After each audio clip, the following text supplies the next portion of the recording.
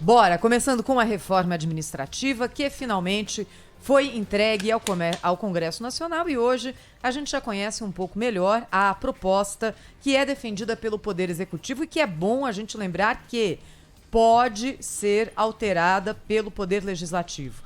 Estou dizendo isso que é o óbvio, mas porque às vezes deputados e senadores se encostam naquilo que é enviado para o Congresso. Ah, mas o governo mandou isso aqui. Por que estou dizendo isso? Porque a reforma tem bons pontos e também pontos que poderiam ter sido melhores. De forma geral, o fato do governo ter avançado com a reforma administrativa já é ali uma parte cheia do copo, se a gente olha o copo com água pela metade. Já foi um ato. Outro ato é, de fato, se apresentar uma possibilidade de novas modalidades de contratação de servidores públicos, dando a estabilidade para funções de Estado e funções técnicas, seguindo ali outros critérios que não da estabilidade absoluta. Há também, dentro do ponto de vista positivo, a intenção do projeto de acabar com algumas excrescências, férias em dobro, todo tipo de bonificação automática, promoção automática que hoje existe no setor público. O que faltou? Faltou mexer com o que está aqui hoje, porque se a gente for esperar 10, 20 anos para que haja efeito numa efetiva reforma do chamado RH do Estado, talvez não haja tempo para se esperar por isso. Faltou também a coragem para fazer mais do que uma reforma do RH, e o Cláudio Humberto tem falado muito aqui a respeito disso, aproveitar o ensejo e fazer de fato uma proposta de reforma do Estado. E não é disso que trata essa reforma. Essa reforma trata do RH, do pessoal mesmo, do funcionalismo público do Estado.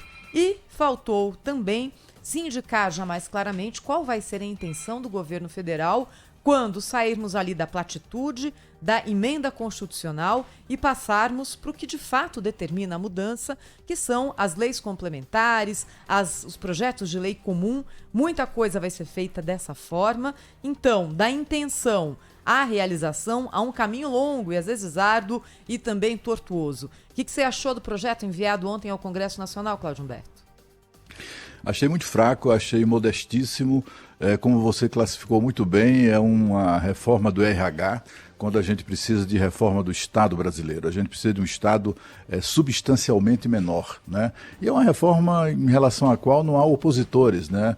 Se só ia tratar do futuro, se só ia tratar do serviço público que teremos enfim, daqui a alguns anos, que só vai valer para quem chegar ao serviço público a partir da sua aprovação, então o governo poderia ter sido mais ousado, né, no sentido de criar uma estrutura do serviço público do Estado brasileiro mais moderna, mais leve, né? Eu acho que caminhou um pouco em direção a isso, mas ficou muito aquém das expectativas. É uma reforma frustrante, porque afinal de contas temos um problema objetivo. O Brasil tem, né? Mas sobretudo o governo, que é administrar o déficit em 2021, já agora. Como é que não vai mexer em nada no que diz respeito aos custos do servidor, do serviço público, sobretudo da casta dos servidores públicos deste país, né? Quer dizer, então, que o desembargador de São Paulo vai continuar ganhando R$160 mil por mês? Aquele desembargador de Sergipe, ou da Bahia, ou de vários estados, de vez em quando ali vai levar, enfim, a qualquer pretexto de penduricalhos, R$500 mil em um mês. Quer dizer, então, que os servidores dessa casta, o sujeito marajá que ganha R$40 mil de salário, ele também vai continuar recebendo auxílio creche, auxílio paletó, auxílio babá, auxílio não sei mais o que, auxílio moradia, enquanto a imensa maioria dos trabalhadores brasileiros que pagam essa conta não tem, sabe, zero, absolutamente zero privilégio, né? Nenhuma regalia de coisíssima nenhuma, e tem que pagar isso, sabe? Eu achei muito tímida a iniciativa do governo, assim, muito, muito aquém das expectativas, frustrante mesmo. Já é alguma coisa, mas não é nada comparado à expectativa que havia em torno dessas propostas. Eu concordo com o Cláudio. Eu acho que chamar de reforma de RH até está sendo simpático, não é? Porque nem nisso mexe, porque não mexe no RH daqueles que realmente custam caro, e mais do que custam caro, puxam a fila, né? É verdade que é difícil mexer com eles porque não se trata apenas de uma iniciativa do Poder Executivo. Para mexer com militares, com magistrados, com promotores, com parlamentares, é necessário haver um entendimento entre os poderes, é necessário haver uma conversa muito adiantada com o Congresso Nacional, e isso a gente não teve Aliás, em um ano Edu, e meio e não vai ter em 15 minutos. É verdade. Para ficar claro para o nosso ouvinte, o Poder Judiciário, o Poder Legislativo também, Câmara e Senado, ontem na apresentação da reforma, o secretário adjunto do Ministério da Economia, Gleison Rubin, disse que cada poder deverá apresentar a sua própria proposta. Não se estende aos membros de outros poderes, porque constitucionalmente o chefe do Poder Executivo não pode propor normas de organização dos demais poderes. Ele não pode propor, mas ele pode puxar. Ele podia sentar numa mesa, ele podia trazer o presidente do Congresso, o presidente da Câmara, ele podia trazer o presidente do Supremo Tribunal Federal e fazer o lançamento dessa reforma administrativa, mostrando para o país que, de fato, era uma reforma de todo o poder público. Não fez, porque não tem essa capacidade de articulação. Ficou tratando o Congresso Nacional igual o Kiko do Chaves, né? Não me misturo a essa gentalha, e aí não tem como, em um momento que é necessário ter muito entendimento e ter muito espaço para ouvir não, para receber sim, não consegue porque não criou o ambiente para isso. Eu também concordo com vocês quando vocês chamam em reforma do RH. E dá para acrescentar, RH de bagrinho, né? Porque lá para cima não mexe em nada. Como o Cláudio destacou, era absolutamente possível que todos esses penduricalhos que estão aqui enfiados na legislação, como geralmente entra como submarino nas leis, né? Entra como contrabando, não é o tema principal que é conversado, poderia se mexer nisso aqui agora. Só que precisaria ter estofo no Congresso Nacional para propor e ver aquilo depois sendo aceito e não simplesmente gastar ainda mais capital político, coisa que o governo, infelizmente, nessa negociação com o Congresso, tem pouco. Como ponto realmente positivo aqui, eu enxergo o fim da progressão automática. Isso sim, porque hoje em dia, em algumas categorias do Estado, em 9 anos, o sujeito já é o topo da categoria. O sujeito já tem salário de diretor, quando ele não teve nem tempo, né, para progredir na carreira, para chegar em condições normais no serviço privado, por exemplo, no trabalho privado, por exemplo, nessa condição. Esse é um bom ponto e espero que o Congresso Nacional o mantenha e consiga mantê-lo. Agora, outras coisas a gente vai ter que ver, realmente torcer para passar disso. Eu também acho que essa reforma do Estado deveria começar pela base. O que é que o Estado deve fazer? O que é que o Estado não deve fazer? Porque o Estado ainda faz coisas que não precisa e não faz coisas que precisa. Gasta dinheiro com o passado e não pensa no futuro. Mas já que foi para o Congresso Nacional, a gente tem que torcer para pelo menos isso aqui passar. Essa história de que não vai mais ficar, como é que chama? Para sempre, vai acabar a estabilidade, porque não, vai todo mundo ganhar 10 do mesmo jeito, porque é o cara que é o chefe amanhã que vai avaliar o de hoje, e o que é hoje quer ser chefe amanhã para ganhar, enfim, não vai mudar nada.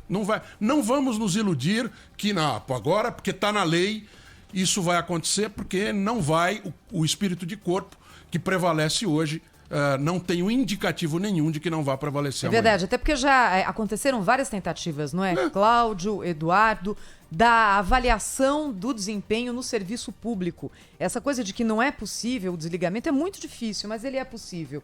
E o que acontece? Com o corporativismo, quem é que avalia mal um funcionário? Que vai ser avaliado depois de amanhã. É isso, Edu. Parece ali, sabe escola de samba, quando tem aquele jurado bonzinho, que dá 10 para todo mundo e 9,8 para aquela escola que ele já sabe que vai cair? É essa avaliação que ocorre hoje em boa parte do serviço público.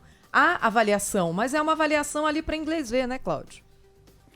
Exatamente. A gente tem dito aqui, né? Eu sempre disse aqui, até o saudoso Zé Paulo de Andrade dizia, mas para que tanto pessimismo e tal? Eu sempre dizia aqui, olha, nós temos um presidente da República que, apesar de ter sido eleito com 57 milhões de votos, é alguém que não viu outro empregador na vida no seu setor público. Nós temos um Congresso Nacional que não tem o mais mínimo interesse de acabar com regalia coisíssima nenhuma. a gaveta de Rodrigo Maia está recheada de projetos que ele simplesmente não põe para votar. Agora, no próximo dia 17, completa um ano da proposta de emenda que foi protocolada, a proposta de emenda constitucional do deputado Pedro Cunha Lima, que acaba com os penduricalhos, que fecha as portas, fecha as brechas para o pagamento desses penduricalhos que custam bilhões de reais aos cofres públicos. O Rodrigo Maia não põe para votar, não designou nem relator, que é um direito mínimo básico do parlamentar que apresenta uma proposta de emenda constitucional. Nem sequer designaram relator, que é exatamente para não acabar, para não mexer com isso. Não falem com o Rodrigo Maia com essa história de, em qualquer iniciativa, para acabar regalias. Então ele não põe para votar. E quer saber? Qualquer outro presidente no lugar do Rodrigo Maia também ia sentar em cima, porque eles se beneficiam disso, eles se locupletam dessas regalias e desses privilégios. Ou o Rodrigo Maia não teria já batido o recorde até agora de mais de 800 viagens de jatinho da FAB, enquanto esteve nesse período de presidente da Câmara dos Deputados. Eles querem o direito, entre aspas, de usar o Estado como bem entenderem, inclusive para botar dinheiro no bolso. A história que é coisa mais indigna do que a história do auxílio moradia. O deputado que já recebeu auxílio moradia depois de eleito para chegar em Brasília, ele recebe auxílio moradia ao final do mandato e mais um terceiro auxílio moradia para retornar a Brasília, embora continue em Brasília. Se ele for reeleito, ele vai ganhar mais 2 auxílio moradia, que corresponde a um salário integral, alguma coisa próxima ali dos 34 mil reais que eles recebem para ir, para voltar, sem sair do canto. Isso é bateção de carteira, isso é desonesto, sem contar, mas prevalece. Cláudio, que muitas vezes eles pegam os primeiros 4 anos, acertam exatamente o preço do apartamento, de um belo apartamento ali na beira do lago, tal, compram um apartamento e a partir de então só guardam dinheiro quando voltam porque continuam recebendo auxílio moradia, mesmo que tenham residência no Distrito Federal. Exatamente. Esse auxílio que eles recebem no início e no final do mandato, e às vezes 3 vezes, como duas, 3 vezes, é o auxílio mudança, né? Quer dizer, há muitas regalias que esses camaradas usam e não querem abrir mão e não vão abrir mão. Aí falamos do executivo e falamos do legislativo. E no judiciário? O judiciário está se fingindo de morto. Nós temos um presidente do Supremo Tribunal Federal que nem sequer consegue articular uma palavra no sentido de abrir uma perspectiva, quem sabe, das gerações futuras, né, para daqui a 100 anos, para acabar com esses privilégios dos quais se beneficiam tanto, enfim, os integrantes do Poder Judiciário. Tudo Cláudio, caladinho, não querem saber de abrir mão de nada. Que injustiça! Na semana passada, o presidente do Supremo Tribunal Federal determinou que agora os ministros e os magistrados podem vender 20 dias dos seus 60 de férias. Como você disse que ele não faz nada para mexer com as férias dos senhores magistrados? Como você é injusto, só mexe para piorar, né? Humberto? Só mexe para piorar, é incrível. E a gente só tem o direito de pagar a conta. Quem é que decide sobre isso? Os chefes dos poderes. Quer dizer, como diz o professor Delfim Neto, já disse aqui várias vezes, né? O setor público se apropriou do Tesouro Nacional. Então eles ficam criando regras, inventando penduricalhos, inventando truques, né, para tirar dinheiro, sabe?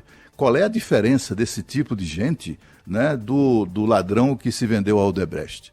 Eu não vejo mesmo a diferença. A única diferença, né, entre o sujeito que fez lá o acordo e sim, aceitou o suborno do fornecedor do Estado, é que foi, digamos assim, à margem da lei. Aí eles, se é problema de lei, eles inventam a lei, né? Ou não é dessa maneira que nós temos o fundão eleitoral, que botou 2 bilhões de reais nas mãos dos partidos para financiar a campanha. Uma campanha que não vai existir, né, Cláudio? Só para ficar claro. Exatamente. Né? E o que é isso? O que é esse fundão eleitoral?